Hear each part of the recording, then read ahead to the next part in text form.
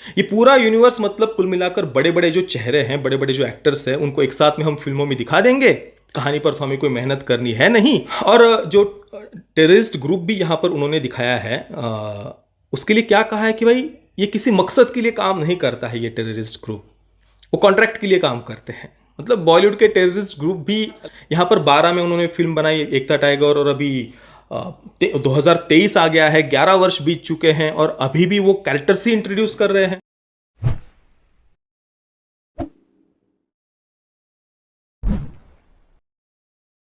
ओम नारायण नारायण नारायण नारायण। सब मित्र को राम राम। दोस्तों आज 10 जनवरी सुबह 11 बजे पठान के ऑफिशियल ट्रेलर को रिलीज कर दिया गया। 2 मिनट और 34 सेकंड का ये ट्रेलर है। ट्रेलर की शुरुआत में ही वायरएप ने जो स्पाई यूनिवर्स का उनका एक अलग नया लोगो बनाया है वो हमें दिखाई देता है और वो लोगो देखकर अंदर से बस यही हुआ कि भाई इस पर अब हंसा जाए या रोया जाए। आपको याद होगा मैंने 2021 के अंत में यानी सवा या 1.5 वर्ष हो गया होगा, 2021 के अंत में मैंने इस पर एक वीडियो बनाया था कि ये रोहित शेट्टी का जो एक अलग वो कॉप यूनिवर्स उन्होंने शुरू कर दिया है, दूसरी तरफ ये जो एक अचानक से स्पाई यूनिवर्स सामने आ गया है, ये किसी मजाक से कम नहीं है। केवल मजाक नहीं, ये एक भद्दा मजाक है। मतलब मैंने काफ़ी लंबी विस्तार से उस समय चर्चा की थी। 2011 में सिंघम फिल्म आई थी, उस समय तक भी कोई यूनिवर्स का इनके मन में विचार नहीं था। उसके बाद 2014 में सिंघम रिटर्न्स आई, तब भी उनके मन में कोई कॉप यूनिवर्स का विचार नहीं आया।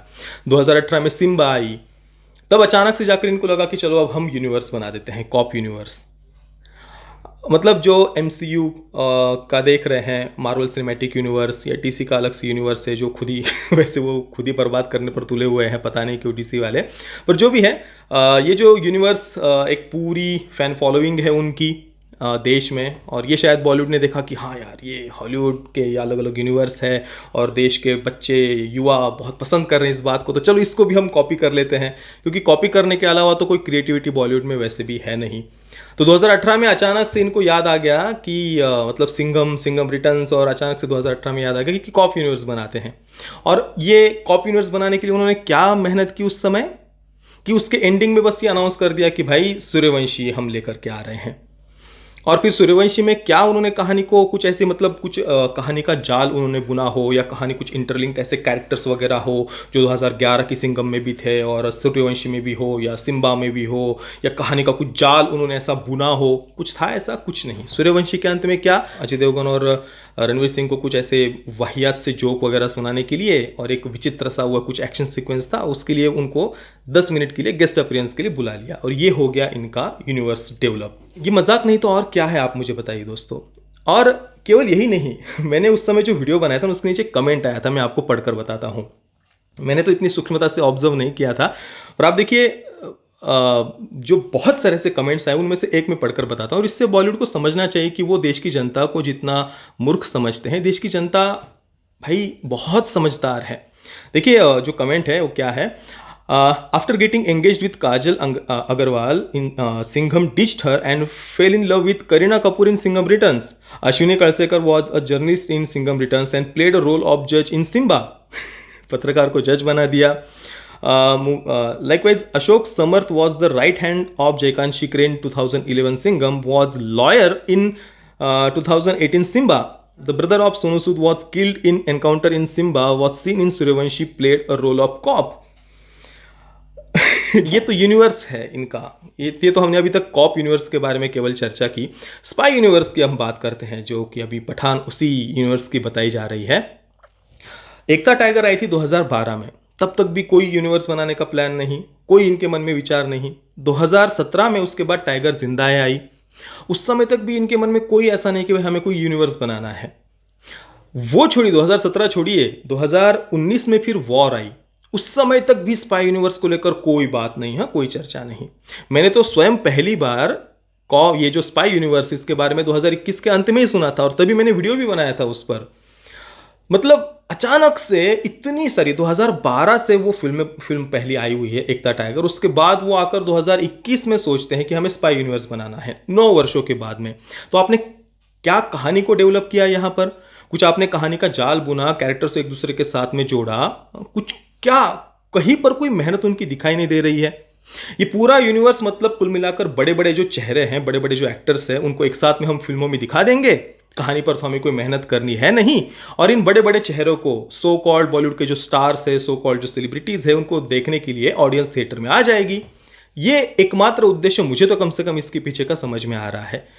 क्योंकि कहाँ कहाँ वो मेहनत कहाँ दिख रही है। कॉप यूनिवर्स की भी अगर हम बात करें रोहित शेट्टी की, तो रीमेक ही फिल्में सारी की सारी हमें दिख रही है। ये जो स्पाई यूनिवर्स है उसकी कहानियों में मुझे तो कुछ ऐसा अलग या नयापन दिखाई नहीं दिया। पठान का ट्रेलर भी आप देख लीजिए, क्या मतलब टेररिस्ट अटैक होने वाला है, और दूसरी तरफ फिर जो पठान है, स्पाई है, वो देश की रक्षा करेंगे। मुझे तो इसमें कुछ क्रिएटिविटी या कुछ बहुत एक्सेप्शनल या आउट ऑफ द बॉक्स या अलग ऐसी कुछ कहानी हो, वो मुझे तो कम से कम दिखाई नहीं दे रही।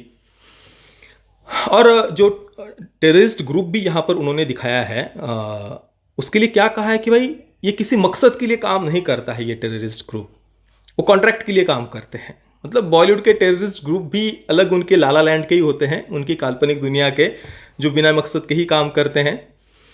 भाई कॉन्ट्रैक्ट के लिए काम करने में तो कॉन्ट्रैक्ट किलर्स वगैरह उनको शायद कहा जाता है, जितना मुझे पता है। उनको टेररिस्ट तो नहीं कहते। और अगर आप एक सिंपल गूगल सर्च भी कर ले कि भाई दुनिया भर के टेररिस्ट ग्रुप कौन से हैं, पूरी की पूरी लिस्ट मिल जाएगी विकिपीडिया पर। उनके एक एक पेज पर जाकर देखेंगे तो उनका मकसद स्पष्ट रूप से लिखा हुआ देखने को मिल जाएगा। पर भाई बॉलीवुड का अपना एक लाला लैंड है, अलग ही ब्रह्मांड, अलग ही यूनिवर्स में वो शायद जीते हैं, जहाँ पर टेररिस्ट ग्रुप किसी मकसद के लिए नहीं, ऐसे ही कॉन्ट्रैक्ट के लिए वो शायद लोगों को मारते हैं या आतंक फैलाते हैं। कुल मिलाकर कहानी में भी मुझे यहाँ पर भी, पठान में भी कोई अलग या नयापन दिखाई नहीं दे रहा। कुल मिलाकर जैसा कि मैंने कहा, बस बड़े बड़े चेहरे जैसे कि सलमान खान, शाहरुख खान, ऋतिक रोशन, और मैंने सुना है कि स्पाई यूनिवर्स में कोई मास्टर नाम की फिल्म भी आने वाली है जिसमें अक्षय कुमार होंगे, ऐसा मैंने सुना था उस समय 2021 में। अभी उस पर क्या अपडेट है उसको कैंसिल कर दिया गया, पता नहीं। तो कुल मिलाकर ये बड़े बड़े चेहरे बस वो शायद फिल्मों में दिखाएंगे। इससे ज़्यादा तो कोई कैरेक्टर डेवलपमेंट या कुछ ऐसे इंटरलिंक कैरेक्टर्स हो, इस कहानी का जाल उन्होंने बुना हो, ये नहीं दिखाई दे रहा। तो बस कॉपी करने के लिए कॉपी करना कि भाई हॉलीवुड यूनिवर्स बना रहा है तो हम भी बना रहे हैं। भाई उनकी मेहनत तो आप देखो। एमसीयू का ही उदाहरण अगर हम ले, 2008 में पहली आयरन मैन आई थी, 2019 में एंड गेम आई, और इस बीच में उनकी जो 22-23 जो फिल्में आई, इस बीच में 2008 की फिल्मों का रेफरेंस हमें 2019 की, 2017 की, 2016 की फिल्मों में देखने को मिलता है। कितने सारे जाल उन्होंने कहानी का बुना है, कैसे कैरेक्टर्स एक दूसरे के साथ में कनेक्टेड है, कहाँ का रेफरेंस कहाँ हमें देखने को मिलता है, कितनी छोटी छोटी बारीकी से छोटी छोटी बातों पर उन्होंने ध्यान दिया है। और जो बात मैंने कही थी ना अभी, एक था टाइगर 2012 में आई थी, 17 में टाइगर जिंदा है आई, टाइगर 3 अभी 2023 में या जब भी आएगी वो। 12 से लेकर अभी तक सलमान खान की जो बॉडी है, शरीर है, फिटनेस है, उसमें कितना बड़ा चेंज आया है ना। एमसीयू में आप सोचिए, आयरन मैन का कैरेक्टर या जो भी अलग अलग सुपर हीरोज़ के कैरेक्टर्स हैं, जिन एक्टर्स ने उन्हें प्ले किया है, लगातार मार्वल उन पर फिल्में बनाता गया ना।